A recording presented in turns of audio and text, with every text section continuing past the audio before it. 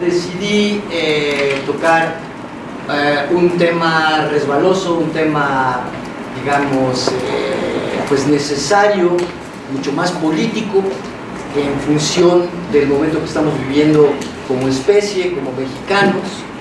Y entonces yo quiero ligar esta idea de la diversidad biocultural.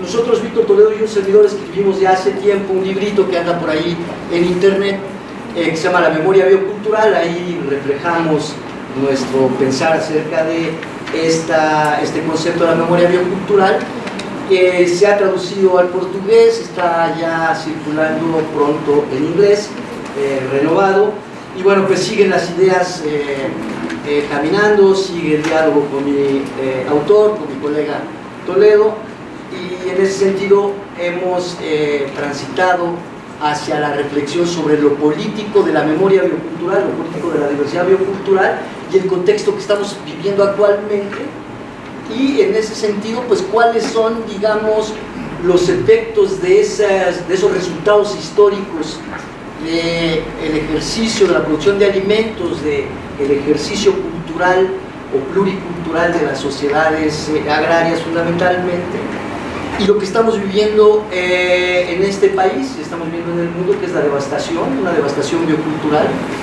una disputa por el patrimonio de los pueblos en términos generales, pero también estamos viviendo a contrapartida un crecimiento, una emergencia robusta de estos campesinos, indígenas o no, a lo largo y ancho del mundo, pero fundamentalmente en la franja ecuatorial, interecuatorial, y que devienen estos pueblos en actores políticos emergentes que están construyendo mundos otros afuera de lo que Boaventura de Sousa Santos denomina como, digamos, el otro lado de la línea, que sería el pensamiento abismal, ¿no?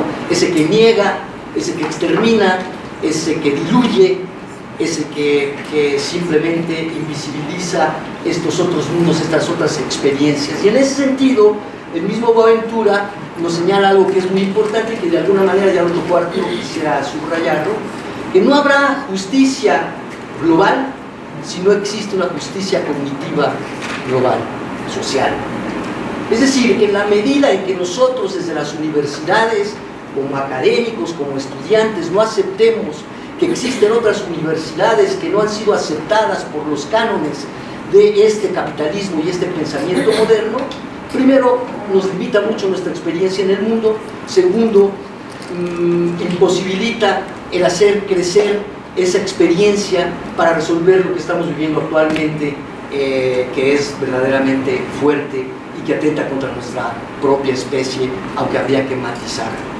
Yo quería dividirlo en tres partes. La primera es,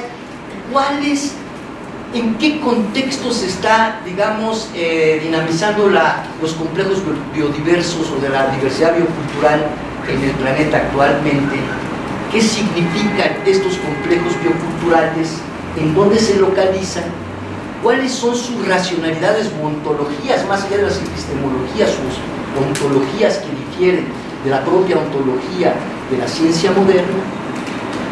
¿Qué es lo que está pasando en nuestro país y cuáles están siendo los esfuerzos, digamos, históricos importantes, sociales, para revertir todo esto que yo llamo la devastación biocultural?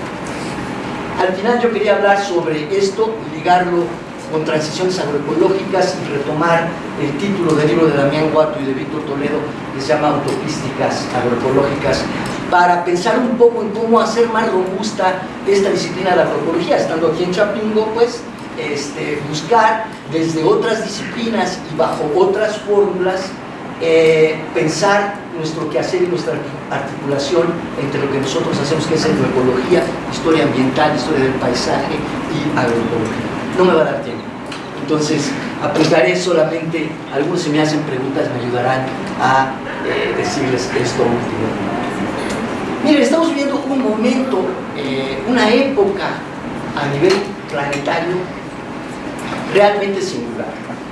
Vivimos una época de cambio, vivimos un cambio de época, no una época de cambios como nos dice Peña Nieto, ¿no?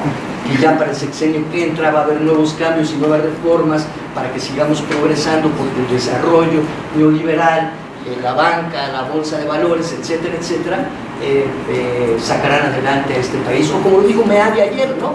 Dijo, crece, ¿no?, de manera robusta.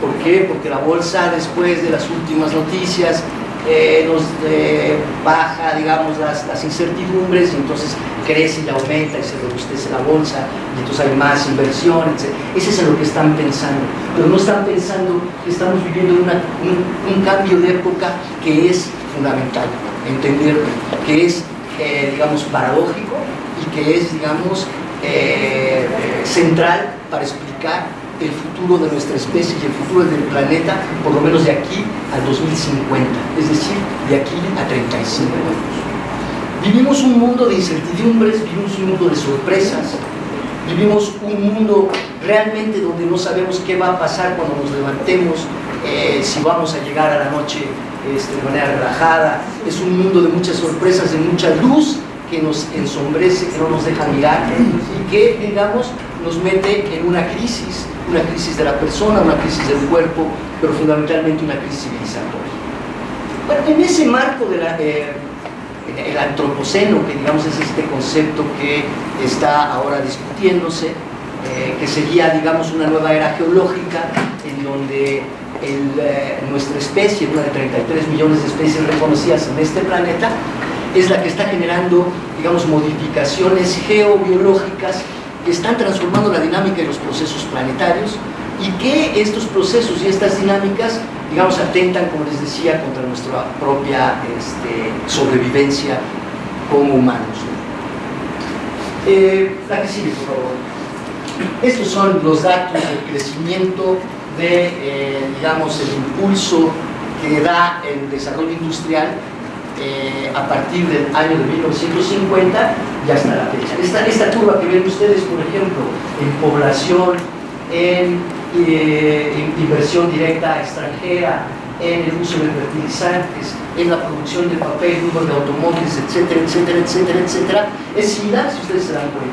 Fíjense, el quiebre de esta curva se da exactamente a partir de 1950. ¿A qué sí? Esta es la curva del petróleo, y eso quiero enfatizar. Este antropoceno, esta nueva era geológica que estamos viviendo, que está a debate, etcétera, etcétera, está, digamos, dinamizada por la sobreutilización de recursos fósiles. A partir de 1950 y con el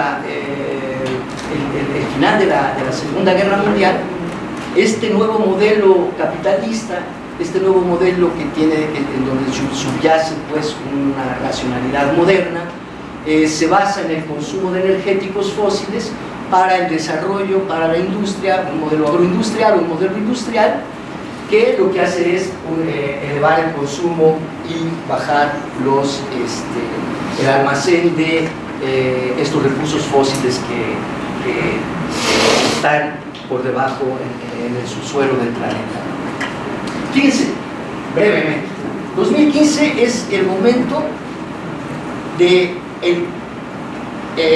punto máximo de consumo de estos energéticos, y a partir de 2015, como digamos una fecha tentativa, viene un grave declive, un rápido declive. Ya para 2050 el consumo y la cantidad de petróleo que tendremos será similar a aquella de 1950. En 100 años consumimos petróleo, y la pregunta aquí es qué papel jugó la agroindustria, además de otras actividades económicas, en este papel, en este proceso, y qué significa esta gran aceleración y qué significa lo que se viene, que es la gran desaceleración. Es decir, estamos entrando, compañeros y compañeras, a un periodo crítico en términos de la construcción de nuevos mundos posibles, en donde el petróleo y los recursos fósiles no sean pues la base que sustente esto que hemos llamado desarrollo, esto que hemos llamado progreso. Estamos entrando a una nueva era postpetróleo, y entonces ahí la pregunta sería qué papel están jugando los complejos bioculturales o las sociedades agrarias en el planeta, y qué papel están, y qué, digamos, qué alternativas políticas en términos de sus movimientos sociales están proyectando en el momento en que viene una debacle en términos industriales, viene una disminución en términos del consumo de estos energéticos y pues esto cambiará la vida de sus hijos y de sus nietos fundamentalmente, si es que logramos sobrevivir. Y entonces pasaría a la siguiente, que rápido estoy yendo, pues no, la siguiente, por favor. Sí, quiero detenerme ahí.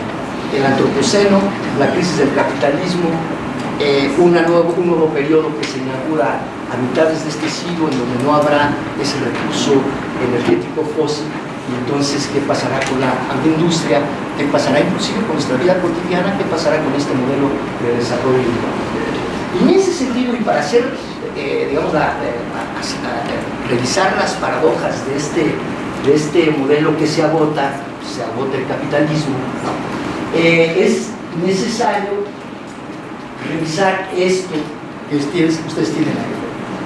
Actualmente, el 70% de los alimentos que consumen las 3/4 partes de los 7.500 millones de habitantes que habitan en este planeta provienen del esfuerzo cultural, agronómico, etcétera, etcétera, de pueblos campesinos, indígenas, afros, de sociedades agrarias que como promedio tienen 4,5 hectáreas, ¿sí?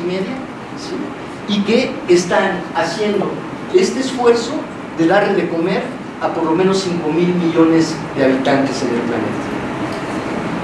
¿Cómo lo están haciendo? ¿Bajo qué características agroecológicas, culturales, etcétera, etcétera? ¿Qué significa esto para el futuro? ¿Por qué no tendríamos que estar pensando sistemáticamente en este papel que están jugando estas sociedades?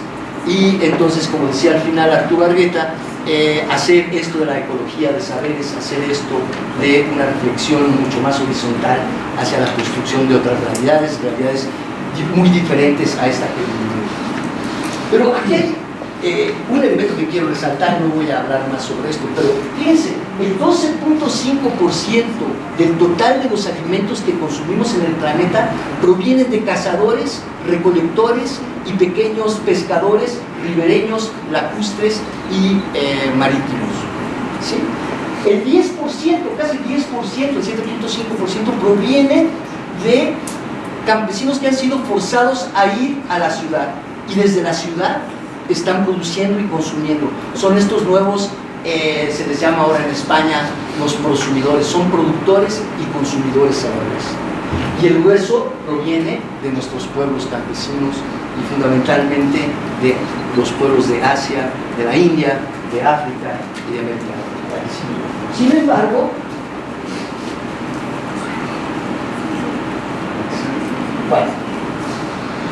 fíjense, esta información es muy importante.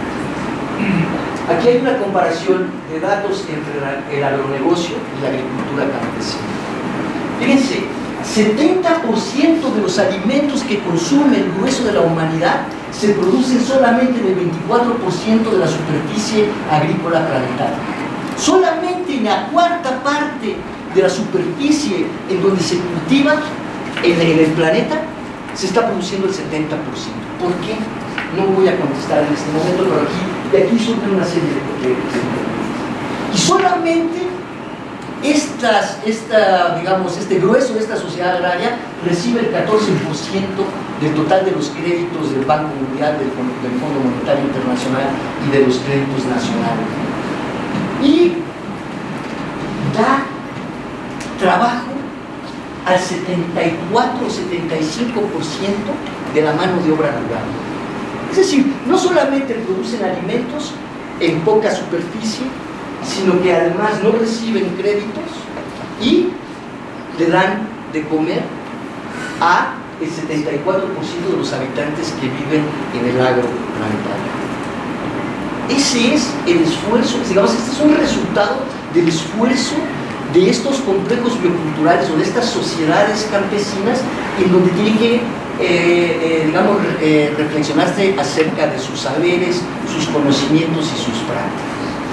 Por el otro lado, el agronegocio se lleva el 86% del crédito, solamente ocupa el 26% del total de la mano de obra rural y produce solamente el 30% de comida, pero no produce comida directamente, sino que lo que hace es, a través de los transgénicos, etcétera, etcétera, es producir alimentos manufacturados, es decir, produce para la industria alimentaria, ¿verdad que sí?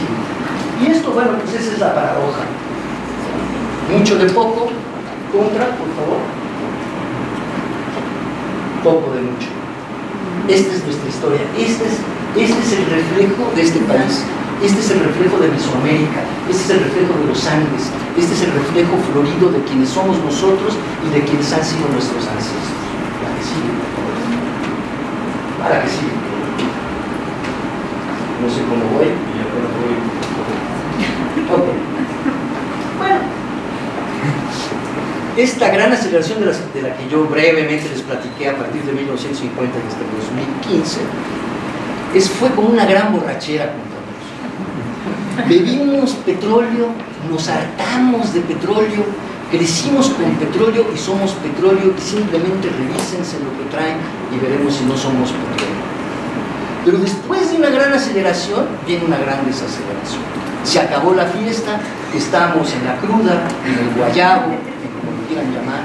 Lo que se requiere ahora es pensar cómo un fin de época alude a estos problemas que estamos viviendo de manera muy peculiar en este país por su frontera, por su situación geopolítica, etc., pero que también permite la construcción de una nueva utopística, pues. El pensar en cómo vamos a resolver esto, en cómo tendremos que construir esperanza para salir de esto y construir una vida más digna y de mayor felicidad. Bueno, ¿y qué papel juegan ahí los pueblos indígenas, campesinos, afro, la que sigue? No voy a hablar, no me va a dar tiempo de hacer una síntesis sobre lo que significa la memoria biocultural. Ahí está el libro, ustedes lo pueden encontrar en el internet, la que sigue. Pero quiero referirme a algo que es muy importante, a dos puntos que son muy importantes, la que sigue.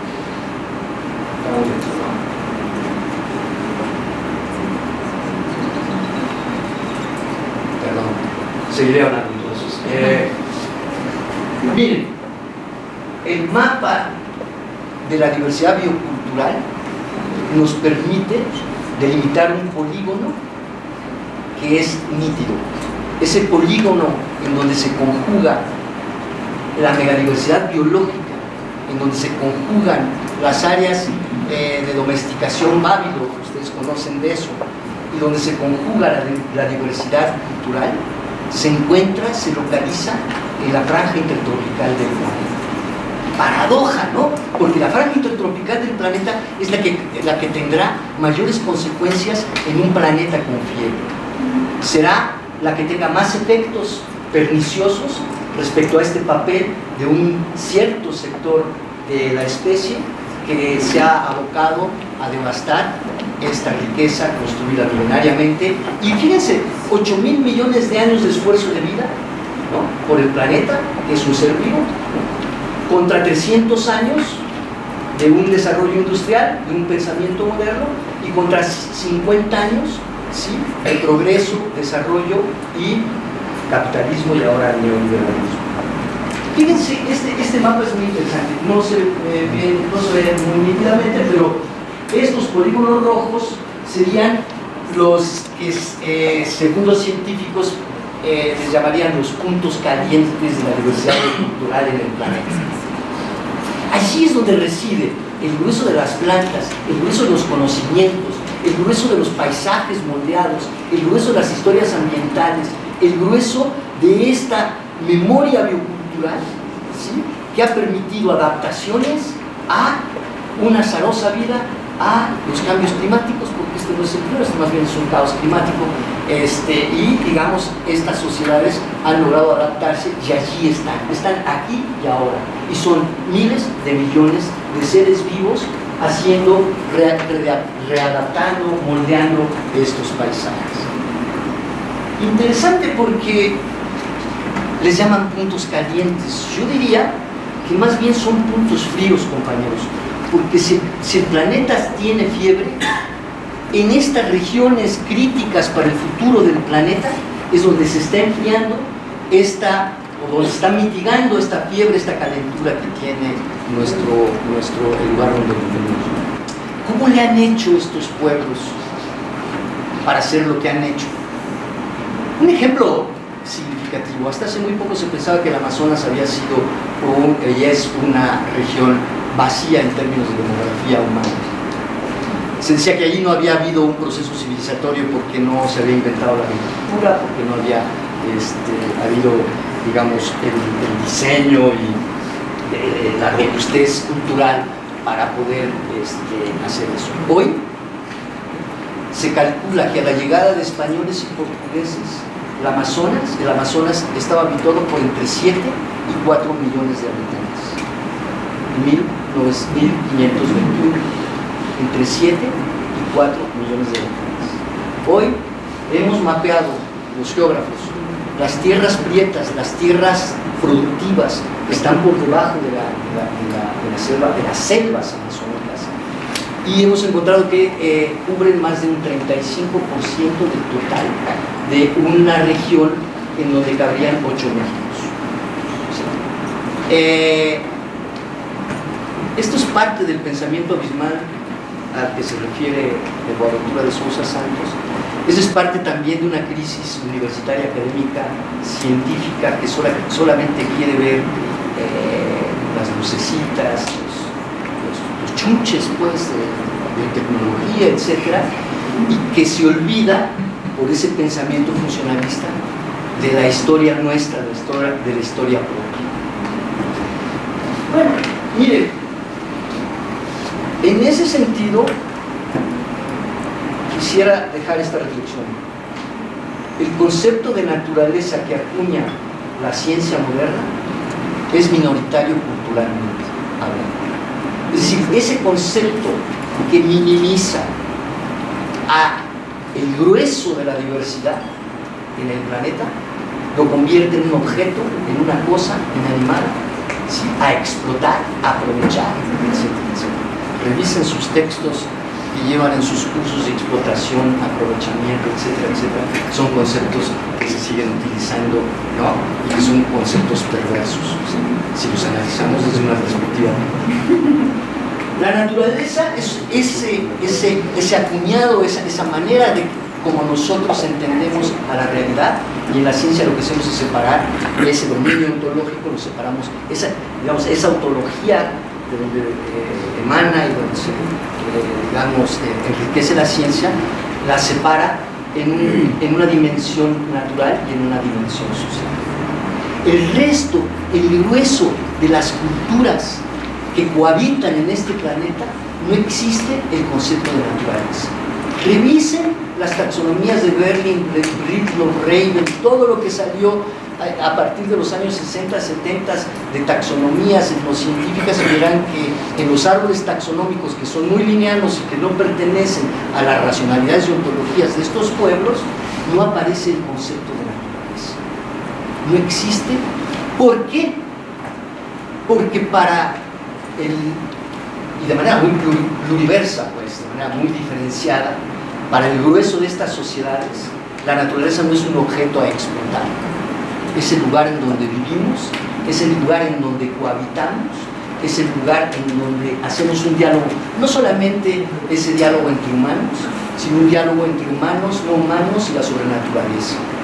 Ese complejo de pensamiento andino, amazónico, mesoamericano, maya, zapoteca, guaraní, kikapú, etcétera, etcétera, es vasto y complejo, y ese es el grueso de la experiencia humana que tendremos que repensar, para repensarnos a nosotros mismos y para innovarnos, para ser un nuevo nosotros, si realmente queremos salir de esta, digamos,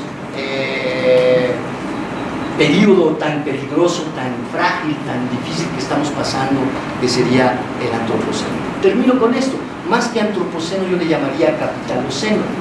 Y más que capitaloceno y antropoceno, diría que el antropoceno no es unívoco o mono, como la monocultura de la mente. Hay muchos antropocenos, el mapa con los polígonos rojos serían los otros antropocenos no vistos, esos invisibilizados por el pensamiento lineal, esos invisibilizados por el pensamiento abismal, pero que allí están hoy y ahora, y que en México están jugando un papel relevante en defensa de los territorios de vida y contra estos proyectos de muerte, como podría ser la llegada comercial de los maíces transgénicos y el significado de esto, no solamente en la pérdida de nuestro maíz, estamos hechos de maíz, sino de lo que significa esa semilla en términos culturales, en términos civilizatorios y en términos de posibilidades de futuros más dignos